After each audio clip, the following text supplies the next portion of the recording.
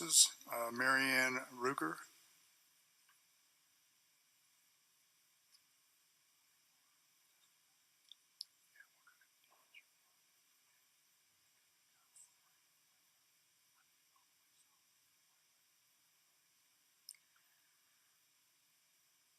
I am coming here today as the parent of a sophomore at a large township high school, and I can tell you that, as probably many of you have as well, over the last few years, every day when I let her off at 6:45 in the morning, I always tell her I love her. And the kind of things we're talking about today are why I do that. So I think that's where we all have a commonality and we all have a shared feeling.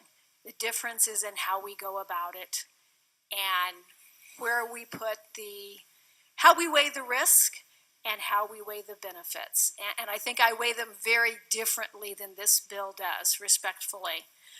I am quite fearful of having additional, actually unknown to the public, people in a school who are carrying guns. And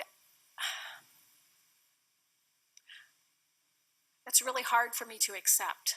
That would be really hard for me to drop my daughter off at 6:45 in the morning knowing that. She had one teacher last year who actually is ex-military. Might I feel okay about that? I don't know. Maybe I would, maybe I wouldn't. Definitely that person has the training. But I don't know her.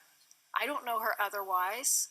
I don't know what pressure she might have on her. And most of all, I want her to be my child's teacher. I don't want her to be my child's police officer.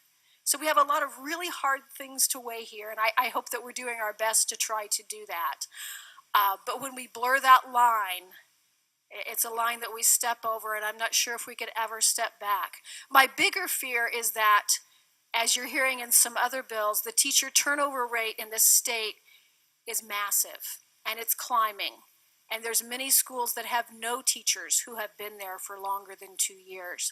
There's many schools that are staffed by temporary teachers from Teach for America, who are wonderful people, but they have no training. And they especially have no training in special education.